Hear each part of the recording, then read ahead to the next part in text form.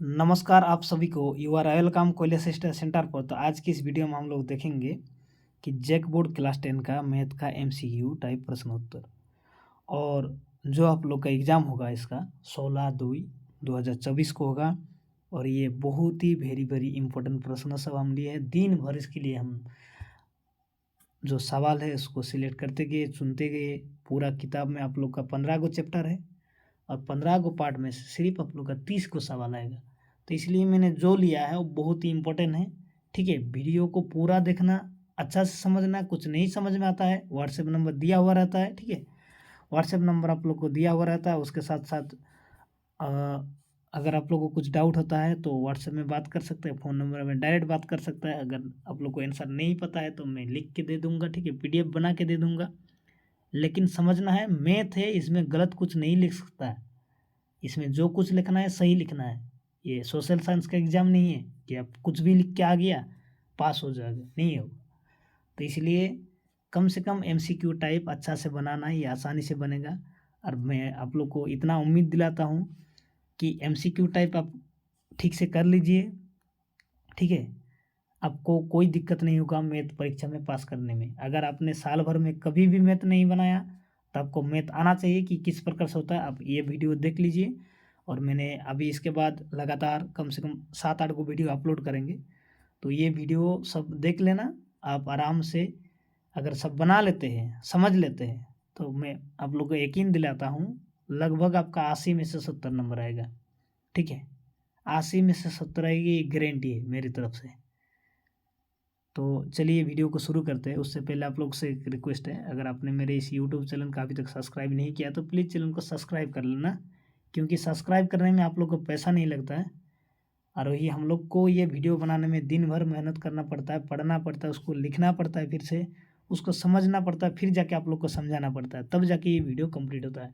फिर जाके उसको यूट्यूब में अपलोड करने के लिए डाटा खर्च करना पड़ता है, यानी हम लोग को पैसा लगता है। लेकिन आप लोग को पैसा नहीं लगता है वीडियो को सब्सक्राइब करने के लिए, क्योंकि आपका रिचार्ज पहले से ही किया हुआ है। ठीक है, आप लोग को मेहनत करने का कुछ ज़रूरत नहीं होता। तो चलिए वीडियो को शुरू करते हैं। तो प्लीज़ चैनल को सब्सक्राइब करना और लाइक शेयर कर देना, दोस्तों के साथ शेयर करो, इतना इतना शेयर करो कि सभी को कम से कम पता चले कि हाँ ये इम्पोर्टेंट सवाल है। और एग्ज़ाम के बाद आप लोग मिला लेना, अगर ये सब सवाल नहीं आता है तो मुझे बताना कि कहाँ चूक हो गई। तो बहुत बातें कर लिया, ठीक है। अब यहाँ देखो, ठीक है। अब एक बात बताते हैं, ठीक है, वीडियो शुरू करने से पहले। ये पीडीएफ आप लोग को अगर अच्छा से नहीं दिख रहा है, ठीक ठाक नहीं समझ में आ रहा, तो वीडियो को क्वालिटी बढ़ा लीजिए। क्योंकि क्षमा चाहता हूँ, मेरा जो है हेड राइटिंग है, ठीक है, ये ठीक नहीं है उतना, और हड़बड़ी में और ख़राब हो जाता है। तो जो भी है आप लोग को समझा देंगे, ठीक है। यूक्लिड विभाजन जो है आप लोग का वास्तविक संख्या से, वहाँ से प्रश्न आएगा एमसीक्यू टाइप में। यूक्लिड विभाजन जब प्रमेय के अनुसार प्रश्न इस प्रकार से हो सकता है कि A equal to B Q plus R. ठीक है, A equal to B Q plus R में ए है, तो ए क्या है इस फॉर्मूला के अनुसार, और कौन सा नियम में, यूक्लिड विभाजन एल्गोरिथम प्रमेय से। तो इसको हम लोग समझने के लिए, ठीक है, आपका तो वहाँ ऑप्शन दिया हुआ रहेगा, तो मैंने एक तरीका निकाले, इसको आसान भाषा में समझाते हैं। जो ए है वो क्या है, भाज्य है। अब लोग को तो भाग आता ही है, बीच में लिखा हुआ रहता है। अब बी जो है भाजक है, और भागफल क्या है, क्यू है। आर क्या है, शेषफल है। तो यहाँ ए क्या बोला है, तो ये भाज्य है। अभी इसी से जो सवाल बन सकता है वो सब मैंने नीचे लिया है। यहाँ पर बोला गया कि बी क्या है, तो अभी हम लोग ने यहाँ देखा बी क्या है, भाजक है। तो इसको याद रख लेना। अब यहाँ से कोई भी अगर सवाल देते हैं, जितना भी घुमा फिरा के दे दिया, आप लोग इसको बना लेंगे, यानी आप लोग का 1 नंबर कन्फर्म हो गया इसी से। ठीक है, तो सबसे पहले जो आप लोग को एमसीक्यू मिलेगा वो यहाँ से आप लोग बना सकते हो आराम से। तो यहाँ पर और एक सवाल लिया है कि आर क्या होगा, फिर एम क्या है, सॉरी क्यू क्या है। तो क्यू क्या है, क्यू तो आपका ये, इसके अनुसार क्यू क्या है, भागफल है। अब आर क्या है, यहाँ पर एक सवाल लिया था ना, आर आर तो आपका भागशेष है, यानी जो बचा रहेगा भाग करने के बाद। ठीक है, तो डिवाइड करने के बाद जो बचा रहेगा उसको आर कहते हैं। अभी इससे जो अलग टाइप का इसी चैप्टर से सवाल हो सकता है वो है अभाज्य गुणनखंड। किसी भी संख्या का आपका अभाज्य गुणनखंड निकालना आप लोग को आना चाहिए। अगर आप लोग को नहीं आता है तो आप लोग लसा सीख लीजिए थोड़ा, ठीक है। मान लीजिए कि यहाँ पर मैंने 20 लिया है, ठीक है, 20 लिया है और 20 का हमको क्या अभाज्य गुणनखंड निकालना है। तो कैसे निकालेंगे, इसका हम लोग लसा करेंगे। तो लसा करने से क्या होगा, 20 का 10 तोड़ने से 10 आएगा, उसके बाद फिर इसको तोड़ेंगे तो 5 आएगा। तो ये जो तीनों आया 2, 2, 5 ये है इसका अभाज्य गुणनखंड। तो इस प्रकार 505 का निकालने से ये आता है। अभी इसमें से और एक सवाल अगर बन सकता है वो है रूट संख्या कोई भी दे देगा। रूट संख्या के साथ कोई भी अगर जोड़ में रहे या घटाव में रहे या गुना में रहे या भागा में रहे यानी डिवाइड करने में, इसके साथ अगर कोई भी संख्या मिला हुआ रहे या रूट खुद अकेला संख्या हो, अगर इसका रूट नहीं निकलता है तो क्या होगा, वो अपरिमेय संख्या होगा। मान लीजिए कि यहाँ का रूट के अंडर दिया गया है 9, तो इसका तो रूट निकल सकता है 3 होगा, तो ये अपरिमेय संख्या नहीं होगा, ये परिमेय संख्या हो जाएगा, ठीक है। अब परिमेय संख्या अगर आप लोग को पता नहीं है तो 7 क्लास का किताब से आप लोग को दिया हुआ है कि कोई भी, ठीक है, संख्या जिसे p/q के रूप में लिखा जा सकता है, जहाँ पर p तथा q पूर्णांक है और q नॉट इक्वल टू 0 है, तो ये तो होता है परिमेय संख्या। अब इसको तो हम लोग नहीं लिख सकते ना p/q के रूप में, और ये कोई पूर्णांक भी नहीं है, ठीक है। तो इस प्रकार से सवाल अगर आया, ठीक है, मान लीजिए कि इसके बदले में 2√7 दिया हुआ है, तो ये क्या है, ये भी अपरिमेय संख्या है क्योंकि 2√7 के साथ गुना है। तो अभी मैंने बताया कि किसी भी संख्या अगर किसी भी रूट संख्या के साथ अगर गुना हो, भागा हो, कुछ भी हो तो वो अपरिमेय होगा। अब यहाँ से अगर अगला सवाल जो बन सकता है वो दशमलव प्रसार वाला आएगा, ठीक है। एक चैप्टर है आप लोग का 10 क्लास में ही, ठीक है, वहाँ पर बहुत सारा ऐसा सवाल दिया है, लगभग 10 के आसपास सवाल है, तो उन्हीं में से कोई आएगा। मैंने ये वाला लिया है कि 35/50 का दशमलव प्रसार क्या होता है, ये शांत होगा। अब शांत कैसे हुआ, इसको इससे डिवाइड अगर करेंगे तो डिवाइड करने के बाद जो आएगा उसका भागफल अगर ये भागशेष अगर 0 आता है तो शांत होगा। अगर भागशेष 0 नहीं आ रहा है, लगातार एक ही संख्या आ रहा तो अशांत होगा। इसमें सिंपल सी बात है, ठीक है। मान लीजिए कि किसी संख्या का हम लोग भाग दिए, डिवाइड किए, उसके बाद उसका भागशेष जो वो नहीं मिल रहा है, लगातार एक ही संख्या घुमा फिरा के आ रहा है, फिर वापस आ रहा, तो क्या होगा, अशांत होगा, ठीक है। अभी एक सवाल यहाँ पर लिया है, ठीक है, ये जो सवाल लिया है कि इसका अभाज्य गुणनखंड निकालना है, ठीक है।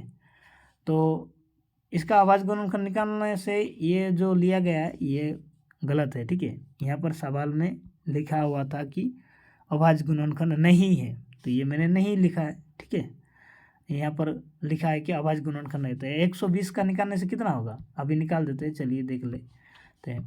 तो 2 से इसको तोड़ेंगे तो क्या होगा, 60 होगा, ठीक है, 60 होगा। उसके बाद 2 से इसको फिर तोड़ेंगे तो 30 होगा, और 30 को तोड़ते हैं 2 से तो 15 होगा। 15 को तोड़ने से क्या होगा, 3 से तोड़ेंगे तो क्या होगा, लास्ट में 5 आएगा, ठीक है। तो क्या होगा, 2, 2, 2 और 3 और 5, तो इसका क्या हो गया फिर, तब 2, 2 इंटू 2 इंटू 3 इंटू 5, ये इसका होगा अभाज्य गुणनखंड। जो उत्तर यहाँ दिया गया है ये ऑप्शन में गलत प्रकार का था ये, यानी यहाँ पर सब जो सवाल था ये था कि 120 का अभाज्य गुणनखंड नहीं है, ठीक है। इस प्रकार से सवाल यहाँ पर लिखना चाहिए था, मैंने मिस्टेक में लिख दिया ये। तो चलिए अभी यहाँ से जो अगला सवाल बन सकता है वो है HCF निकालने के लिए, ठीक है, कि 6 और 20 का HCF निकालिए। तो HCF निकालने का 2 तरीका है, इस तरीका से भी आप समझने के लिए समझ सकते हैं कि मसा करके भी आप HCF निकाल सकते हैं। HCF का पूरा फुल फॉर्म क्या आता है, हाईएस्ट कॉमन फैक्टर होता है ना, तो हाईएस्ट कॉमन फैक्टर यहाँ गुणनखंड करके भी निकल सकता है। 6 का गुणनखंड लिख दिया, 20 के गुणनखंड लिख दिया, उसके बाद हाईएस्ट कॉमन फैक्टर में क्या है, दोनों में क्या है, 2 आया है, तो ये 2 होगा इसका आंसर। अब इस प्रकार से भी निकल सकता है। यहाँ पर मैंने और एक तरीका यहाँ पर बता दिया कि यूक्लिड विभाजन जो एल्गोरिथम प्रमेय है वहाँ से भी आप इसको देख सकते हैं हाईएस्ट कॉमन फैक्टर क्या है। अभी यहाँ से आप लोग का जो सवाल है, ठीक है, ये 2.1 का क्या है, सभी प्रश्न का करना है।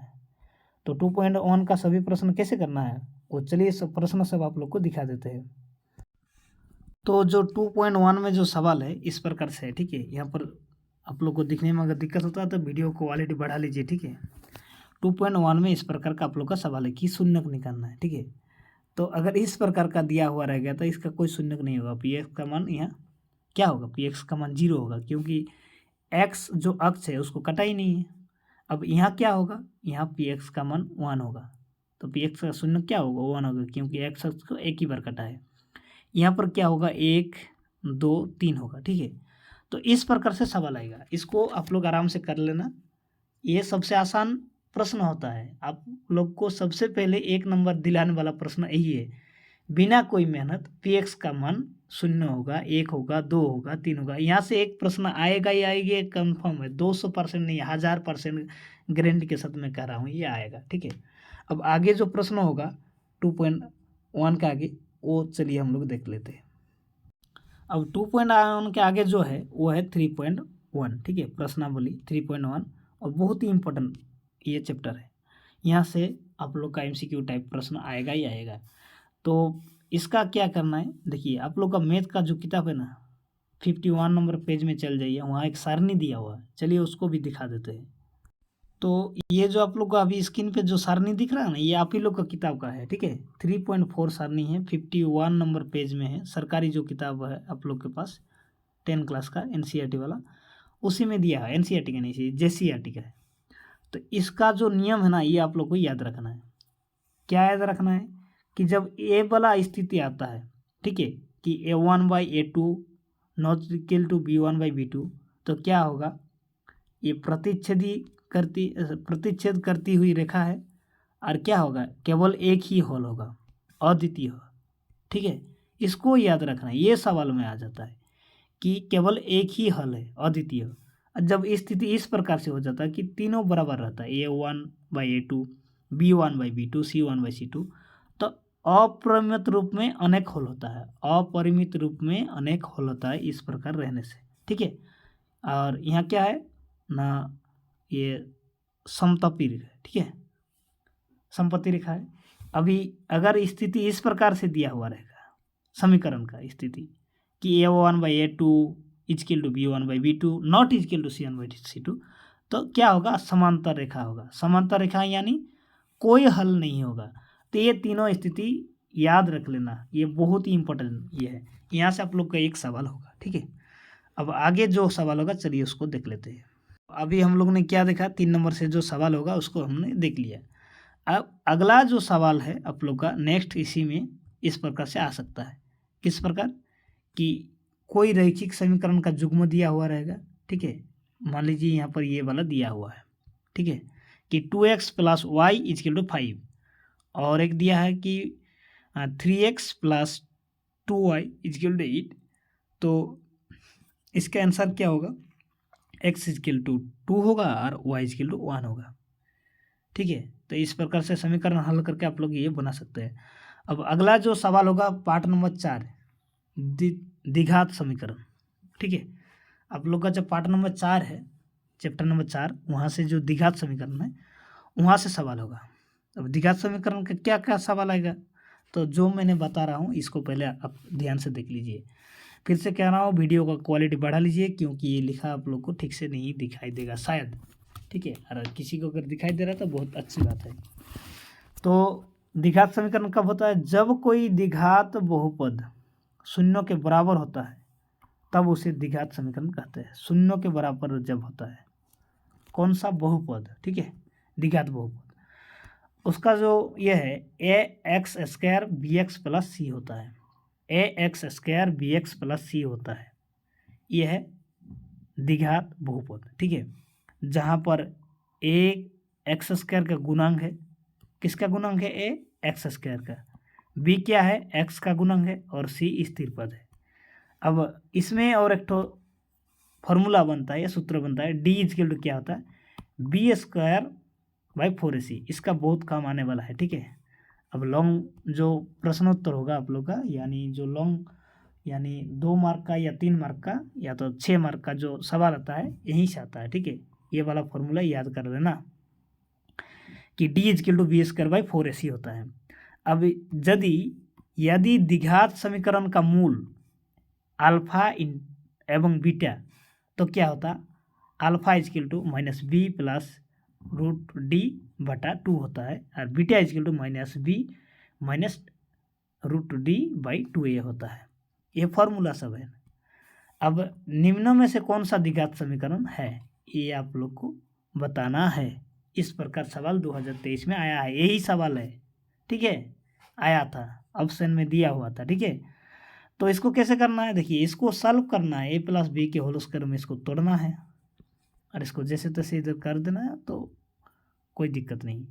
तो इसको अगर तोड़ेंगे तो क्या होगा, a स्क्वायर प्लस 2ab प्लस बी स्क्वायर, तो इसको तोड़ने से हम लोग को इस प्रकार मिलेगा। अब यहाँ हल क्या हुआ, ये थोड़ा वीडियो रोक के आप लोग देख सकते हैं। तो फिर हम लोग को मिल गया a square plus B X, तो ये क्या है, द्विघात समीकरण है, यह बहुपद है। अब इसमें और एक तो सवाल आ सकता है कि ये जो सवाल है द्विघात समीकरण का, इसका बराबर होगा, इसका निकालना है मान। तो इसको कैसे निकालेंगे, इसको हम लोग सबसे पहले क्या करना है, ए का मान निकाल लेना, बी का निकाल लेना है, सी का निकाल लेना, ये सब पहले समझ लेना अच्छा से, नहीं तो हड़बड़ी में पूरा क्या होता है, गड़बड़ी हो जाता है। कहता है ना कि सावधानी हटी और दुर्घटना घटी, इतना बड़ा गलती हो जाएगा, उसको आप लोग काट नहीं पाओगे एग्जाम का वो कॉपी में। तो यहाँ ए बी सी का मान निकालना है सबसे पहले, यहाँ से समीकरण से देख के लिखना है। ये साफ साफ दिख रहा है कि ये 2 है, ये 7 है, और ये 6 है सी का मान। अब डी इजकल टू क्या होता है, formula B square by 4ac, तो बी कौन सा है, बी ये वाला है। अब 4 तो फॉर्मूला में है, अब ए क्या है, ए 2 है, और सी क्या है, 6 है।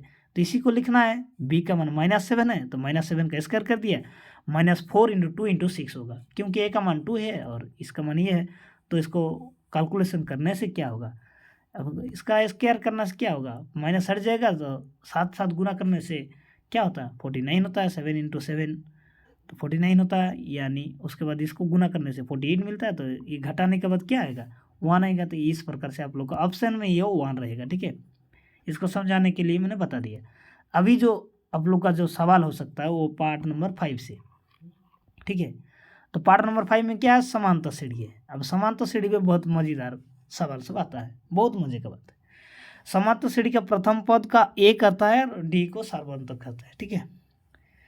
समांतर श्रेणी का जो प्रथम पद है उसे ए माना जाता है, या ए से डिनोट करता है, और सार्वंतर जो है वो डी से। तब ए और डी का पूरा इसमें खेल है समांतर श्रेणी में, ठीक है। इसको अच्छा से समझना। ये तो उसका फॉर्मूला दिया हुआ है कि ये इसका ये होता है। A2 निकालने के लिए हम लोग क्या करते हैं, A1 + D का ये लेता है, ठीक है।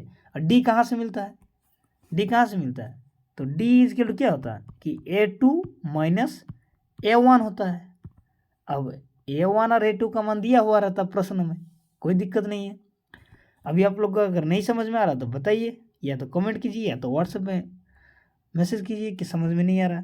समांतर श्रेणी का n पद, उसके लिए एक अलग से फॉर्मूला होता है, an is equal to A + n - 1 × D होता है। अभी प्रश्न किस प्रकार आएगा, प्रश्न तो आपका इस प्रकार आता है कि AP 3,3,3 ... का सर्वांतर क्या है। तो सर्वांतर इजकल क्या बताया मैंने अभी, सर्वांतर D होता है। अब D निकालने का फॉर्मूला क्या है, D निकालने का ये फॉर्मूला है कि A1 और A2 को घटा दो, A2 और A1 को घटा दो। तो यहाँ पर A2 कौन सा है, ये वाला है, A1 कौन सा है, ये वाला प्रथम वाला पद। तो ये दोनों को घटाने से क्या होगा, 3 घटाने 0 आएगा, तो ऑप्शन में आपको लोग का 0 मिल जाएगा। और ये सवाल 2023 में आया था, ठीक है, जो अभी मैंने करके दिखाया आप लोग। अब एक AP का प्रथम पद 10 है, क्या है, 10 है, और सार्वंतर भी 10 है, दोनों क्या है, 10 है। अब दूसरा पद, तो दूसरा पद क्या होगा, अब दूसरा पद के लिए हम लोग क्या करेंगे, पहले A का मान लिख लेंगे जो सवाल में दिया हुआ है। अब D का मान लेंगे, D क्या है, सर्वांतर 10 दिया हुआ है। A2 बोला है निकालने के लिए, तो A2 का फॉर्मूला क्या होता है, A1 + D होता है। अब A का मान और D का मान रख दिया तो क्या आया, 20 आया, तो आप लोग को ऑप्शन में 20 मिल जाएगा। अभी इसमें से सवाल होता है निम्नलिखित में से कौन सा AP है, इसको हम लोग कैसे समझेंगे, AP कैसे, इसको हम लोग कैसे समझेंगे। जो अंतर रहता ना, ये जो पद दिया हुआ है कि ये A का मान है, ये A2 का मान है, ये A3 का मान है, तो इसका जो अंतर है इससे हम लोग को पता चलता है। तो हम लोग को D निकालने से इसको मिल जाएगा। अब D निकालने का फॉर्मूला यहाँ हमने बताया है कि डी इज इक्वल टू क्या होता है, A2 माइनस A1 होता है। तो उसको घटाने से क्या होगा, 2 आ रहा है। तो इसके बीच हम लोग देखेंगे कि कौन सा ऑप्शन में 2 का अंतर है। तो यहाँ पर हम लोग को दिख रहा है, इसमें तो 2 का अंतर नहीं है, पहला वाला में है, दूसरा वाला में 4 हो गया, उसके बाद 8 हो गया। इसमें तो 5-10 का अंतर है, 20 का अंतर है, उसके बाद बहुत ज़्यादा है। तो इसलिए क्या होगा, ये वाला सही होगा, डी निकालना है। कोई भी अगर प्रश्न दे दिया कि निम्नलिखित में से AP क्या है, तो सबसे पहले कि आप लोगों को क्या निकालना है, डी निकालना है। डी निकालने के लिए क्या चाहिए, A1 और A2 पता होना चाहिए। तो A1 सबसे पहला वाला पद A1 होता है, A2 क्या होता है, उसके बाद वाला पद A2 होता है। इन दोनों को घटा देने से जो आएगा और उसको जोड़ जोड़ के जाना है। अगर ठीक ठाक मिल रहा कि लगातार अंतर ठीक है, तो ये होगा AP, नहीं तो नहीं होगा। अब अगला जो सवाल यहाँ से बन सकता है वो इस प्रकार से बन सकता है कि AP 2, 5, 8, 11 का 9वां पद। इस प्रकार प्रश्नों में स्टूडेंट फंस जाता है। तो इसको फंसना नहीं है, डरना नहीं है, ठीक है, आराम से इसको समझना है। यहाँ पर 9वां पद बोला है, यानी 9 नंबर का पद। तो कैसे निकालेंगे इसको, लिख लीजिए, इसको आराम से लिख लीजिए। A1 का मान, A2 का मान, A3 का मान और AN इज इक्वल टू 9 दिया हुआ है। लास्ट वाला पद को क्या कहते हैं हम लोग, AN कहते हैं, ठीक है, हम लोग को ये पता नहीं है। तो AN is equal to formula भी होता है। अब डी निकालने का फॉर्मूला मैंने बता दिया है, ठीक है। तो डी इज इक्वल टू क्या है, यहाँ A2 और A1 को माइनस करने से 3 आ रहा हम लोग का डी में। तो AN इज इक्वल टू क्या होगा, AN का फॉर्मूला अभी यूज करके ये हम लोग निकाल लेते हैं। AN is equal to formula ये होता है, AN इज इक्वल टू क्या होता है, A plus N minus 1 into D होता है। तब N का हम लोग को सिर्फ मान पता है कि 9 है। तो ये 2 और ये 9 माइनस 1 करने से क्या होगा, 8 होगा, इंटू इसके साथ अगर किया जाए तो क्या होगा, 8 3 गुना करने से क्या होता है, 24 होता है। और 24 और 2 क्या होगा, 26 होगा। तो इस प्रकार से ऑप्शन में दिया हुआ रह गया, ठीक है। और AN इक्वल टू हम लोग का फाइनल क्या निकल गया, 26 आ गया। अभी आप लोग का जो अगला जो चैप्टर है त्रिभुज का 6 नंबर चैप्टर, ये बहुत ही इंपॉर्टेंट है, ट्रायंगल का चैप्टर। यहाँ से भी प्रश्न आप लोग को मिलेगा। तो यहाँ मैंने कुछ रूल्स आप लोग को पहले ही बताए, इस रूल को फॉलो कर लीजिए, यहाँ से आप लोग एक सवाल बन जाएगा, 1 नंबर आप लोग का पक्का हो गया यहीं से। जब कोई आकृति एक ही रूप में होती है तो उन्हें क्या कहते हैं हम लोग, एक ही रूप में रहने से समरूप कहते हैं। मान लीजिए कि ये एक वर्ग है, ये भी वर्ग है, तो ये क्या है, समरूप है। इसका दिखने में रूप का कैसा लग रहा है, समान है। अभी और एक जो रूल है कि दो समरूप आकृति सर्वांग समूह होगी होगी भी हो भी सकता है, हो भी सकता है और नहीं भी हो सकता है। कैसे, तो चलिए समझते हैं इसको। सर्वांग समाकृति समरूप होते हैं और समरूप नहीं भी होते हैं। अब अगला जो है कि सभी वृत्त समरूप होता है, इसको याद कर लीजिए, पिछले साल आया था। सभी वृत्त समरूप होता है, सभी वर्ग समरूप होता है, सभी आयत समरूप होता है। अब मान लीजिए कि कोई आयत बना हुआ है छोटा में, ठीक है, ये आयत है। तो आयत का तो दोनों भुजा, आमने सामने की भुजा बराबर नहीं, बराबर होता है। तो मान लीजिए कि ये 4 है, ये 2 है, ये 4 है। अब कोई बड़ा वाला आ गया आयत, ठीक है, इसमें मान लीजिए कि ये भी 6 है, ये 3 है, ये 3 है, ये 6 है। तो दोनों में तो समरूपता है, इसका मान अलग हो सकता है लेकिन देखने में तो एक ही टाइप का है। अब सभी वर्ग समरूप होता है, सभी आयत समरूप होता है, सभी त्रिभुज, सभी समबाहु त्रिभुज समरूप होता है। समबाहु सिर्फ, बाकी त्रिभुज का नहीं बात कर रहा है। तो त्रिभुज की समरूपता के लिए कसौटी होता है।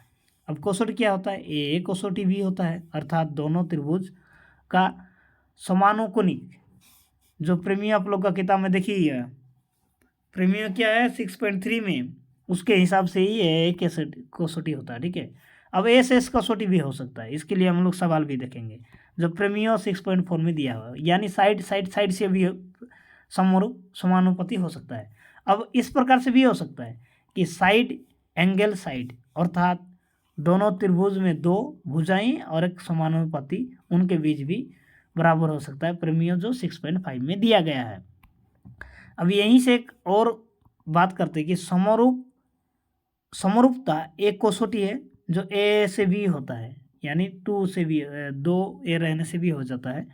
तो क्योंकि बोलिए दो कोण बराबर होने से भी हम त्रिभुज को समरूप मानते हैं, यानी किसी दो त्रिभुज का अगर दोनों कोण समान है तो उसको समरूपी मानते हैं हम लोग एंगल से।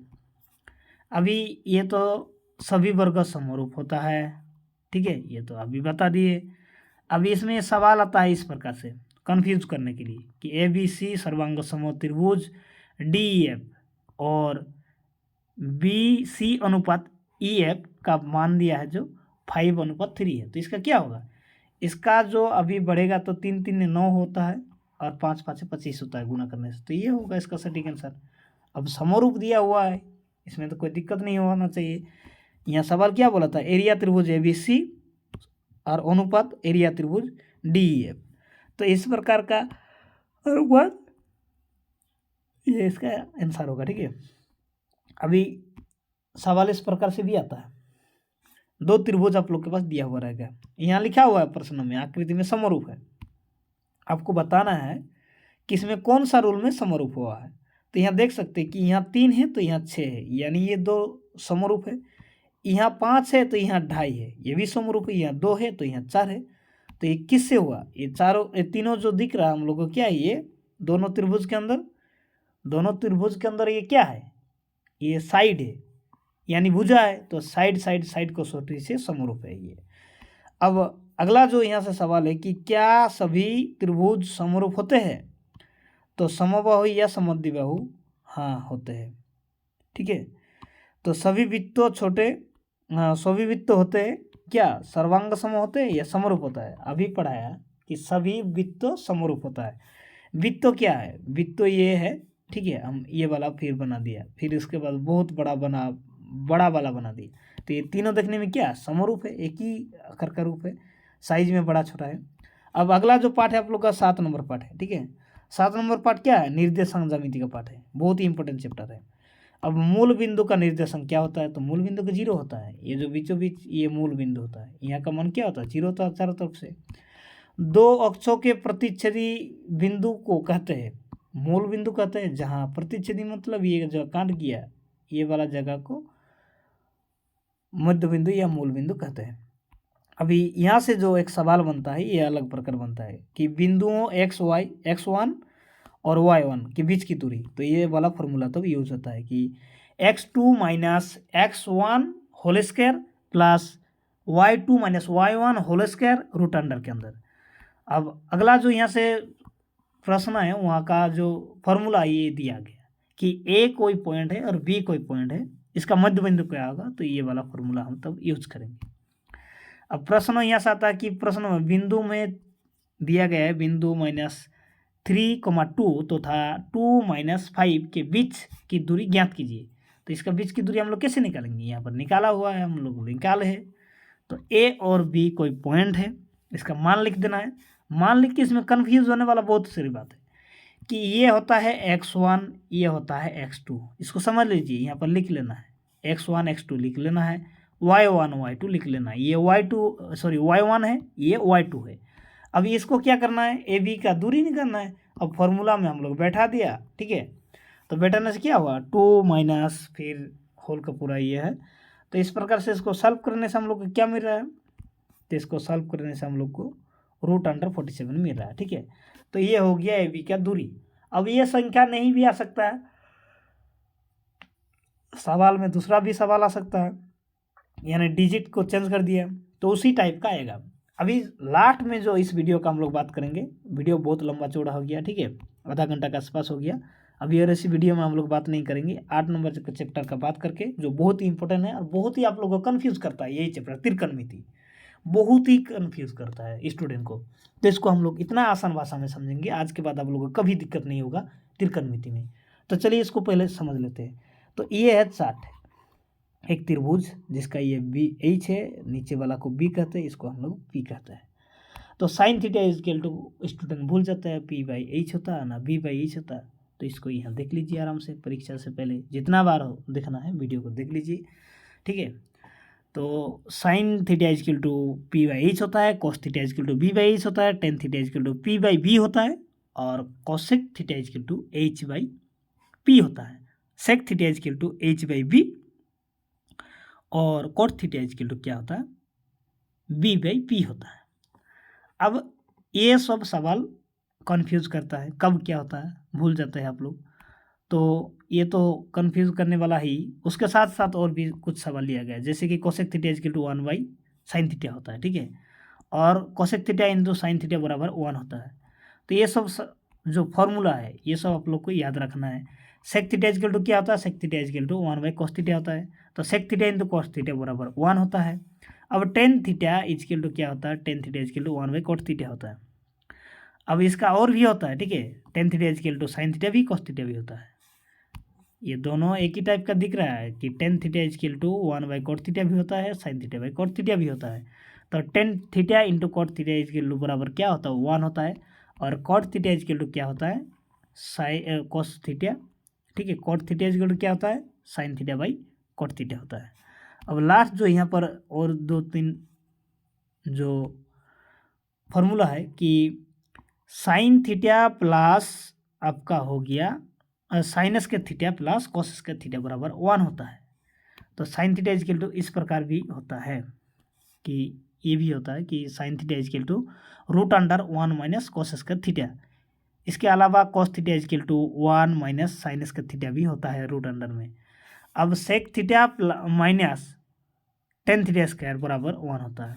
क्या होता है, sec theta minus tan theta, जो sec theta square minus tan theta square बराबर 1 होता है।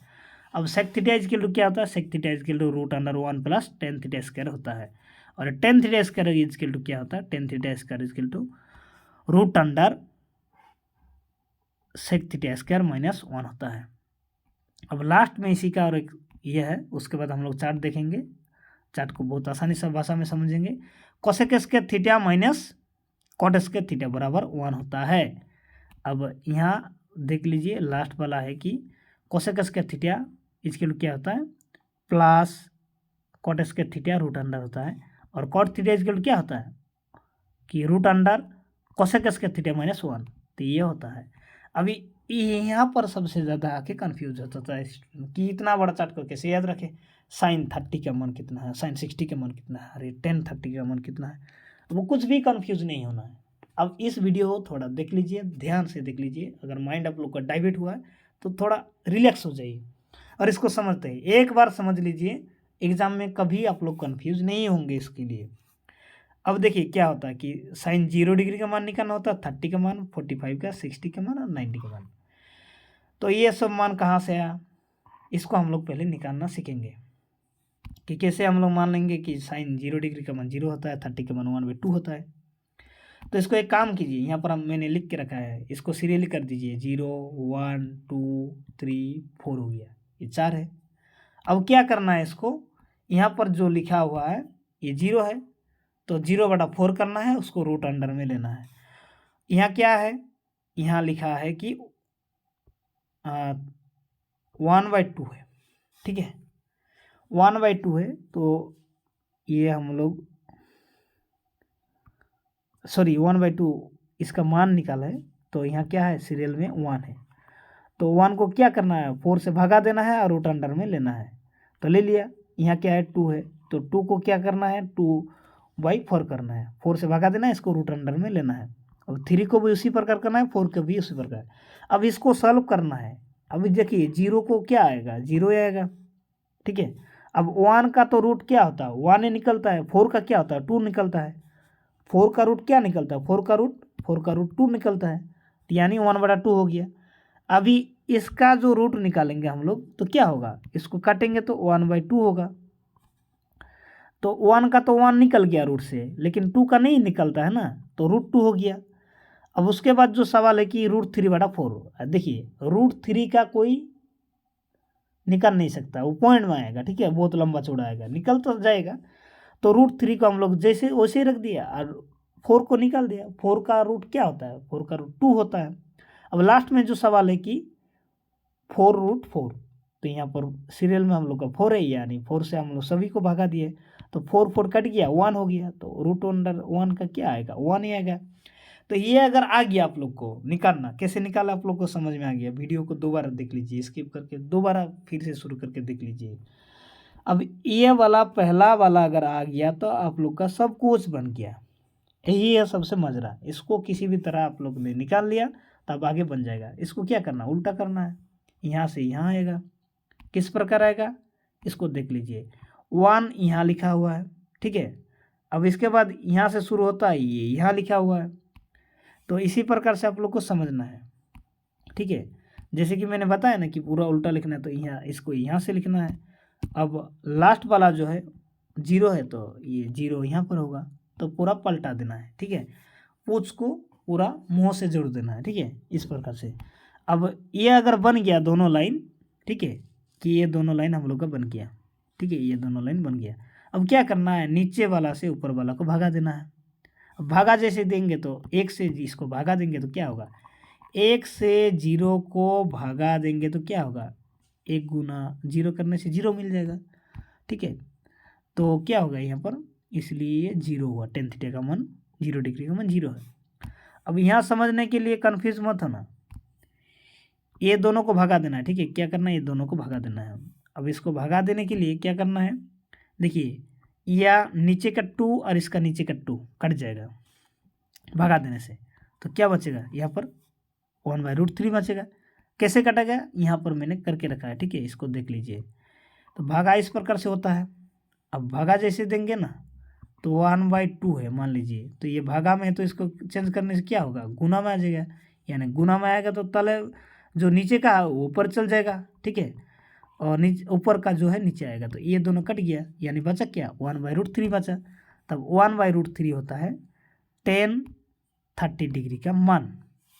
अब इसी में क्या है कि tan जो 60 का मान है, ये दोनों देख लीजिए, इन दोनों का नीचे क्या है, √2 है, तो √2 कट गया, तो क्या बचेगा, 1 बचेगा। अब यहाँ क्या है, √3/2 है, और यहाँ पर 1/2 है, तो ये 2 और 2 नीचे का कट गया, दोनों का नीचे वाला कटेगा, नीचे हिस्सा, तो क्या होगा, √3 होगा। अब ये आप लोग को निकालना आ गया 10 तक। अब 10 तक निकालने के बाद ये लास्ट वाला क्या अपरिभाषित है। क्यों अपरिभाषित है, 0 से 1 को भागा देने से क्या होता है, अपरिभाषित होता है, ठीक है। 0 से 1 को भागा देने से अपरिभाषित होता है। अब जब 10 निकल गया, तो 10 निकलने के बाद आप लोग कन्फ्यूज मत होना, 10 का उल्टा क्या होता है, 10 का उल्टा क्या होता है, 10 का उल्टा क्या होता है आप लोग को भी पता है, 10 का उल्टा कॉट होता है, ठीक है, कि 10 का उल्टा क्या होता है, कॉट होता है। तो यहाँ पर जो अपरिभाषित है, तो यहाँ से यहाँ अपरिभाषित होगा, उसको इन्फिनिटी भी कहते हैं। अब यहाँ √3 है, तो यहाँ भी √3 होगा। अब यहाँ 1 है, तो यहाँ 1 होगा। अब यहाँ 1/√3 है, तो यहाँ भी 1/√3 है, ठीक है। इसको तो पूरा उल्टा लिखना है, 10 और कोट को। अब हम लोग का बचा क्या, सेक बचा है, क्या बचा है, कोसेक बचा है, सॉरी कोसेक और सेक बचा है। तो अभी मैंने फॉर्मूला आप लोग को बताया है, क्या बताया था फॉर्मूला में बताया है कि ये वाला फॉर्मूला एक बार देख लीजिए यहाँ फिर से, ठीक है। यहाँ क्या लिखा हुआ है, इसको देख लीजिए पहले, कि सेक थीटा = 1/sin होता है। क्या होता है, 1/sin होता है। अब इसी से बनेगा आपका ये वाला चीज़। तो हमने क्या देखा कि उल्टा होता है। अभी देखिए, ये क्या है, ये है साइन का मान, क्या है ये, साइन थीटा का मान है। अब इसका उल्टा होगा, तो इसका उल्टा करने से क्या होगा, ये 2 आएगा, 1/2 का उल्टा लिखने से 2 आएगा। अब इसका उल्टा लिखने से क्या होगा, सिर्फ 2 होगा, क्योंकि नीचे वाला ऊपर चल जाएगा। अब इसका उल्टा लिखने से हम लोग को क्या मिलेगा, 2/√3 होगा। इसका उल्टा लिखने से, एक का उल्टा लिखने से क्या होता है, एक ही होता है। अब यहाँ तक तो मिल गया, ठीक है, पूरा ये वाला भी हम लोग का कंप्लीट हो गया। अब क्या करना है, सेक जो है, सेक को सिर्फ उसी फॉर्मूला में जाना है, उल्टा लिखना है, कोसेक का उल्टा लिखना है। तो कोसेक का कैसे उल्टा लिखे, तो यहाँ 1 है, यानी यहाँ भी 1 होगा, ठीक है। इसको अच्छा से दिखाते हैं, ठीक है, कि आपका यहाँ 1 है, तो यहाँ भी 1 होगा, यहाँ 2/√3 है, तो यहाँ भी 2/√3 होगा। अब ये तो √2 है, तो √2 है, ये 2 है, तो 2 है। यहाँ पर दिख रहा है ना आपको कि ये 2 है, तो यहाँ भी 2 है, यहाँ से यहाँ 2 है। अब ये भी बन गया पूरा, ये लास्ट वाला अपरिभाषित है। तो इस प्रकार से आप लोग को याद रखना है। अगर नहीं समझ में आ रहा तो वीडियो को फिर से देखिए, ठीक है। अब इसका आगे वीडियो में हम लोग बात करेंगे। आगे का जो ये आप लोग का 8 नंबर चैप्टर, 9 नंबर चैप्टर, 10, 11, 12, 13, 14, 15 तक जो भी MCQ है मैंने आगे का वीडियो में बात करेंगे। ठीक है, ये वीडियो बहुत लंबा होते जा रहा है। ठीक है, तो थैंक यू सभी को। बहुत देर तक हो गया ये वीडियो। तो मैथ है, इसको समझना पड़ता है। ये कोई इंस्टाग्राम का रील्स नहीं है कि 30 सेकंड में 15 सेकंड में ख़त्म हो जाएगा। ठीक है, ये मैथ है, समझना पड़ता है, इसको टाइम लगता है। तो धन्यवाद सभी को। और लास्ट में एक बार कहूँगा कि आप लोग के लिए मैंने इतना मेहनत करके वीडियो बनाया, तो प्लीज़ वीडियो को शेयर कर देना सभी स्टूडेंट को। वीडियो में जितना जल्दी ज़्यादा व्यूज़ आएगा, मैंने अगला जो वीडियो है उतना कॉन्फिडेंस के साथ, उतना उत्साह के साथ आप लोग के लिए वीडियो लेकर आऊँगा। वीडियो में जितना व्यूज़ आएगा उतना इम्पोर्टेंट आप लोग को मैं वीडियो अभी देते जाऊँगा, क्योंकि आप लोग का अभी भी और 4 एग्ज़ाम बाकी है। एक मैथ का है, एक इंग्लिश का है और एक हिंदी का है। ठीक है, चाहे आपका हिंदी ए हो या बी हो, तो आपका हिंदी होगा ही। ठीक है, तो चलिए, धन्यवाद सभी को वीडियो लास्ट तक देखने के लिए।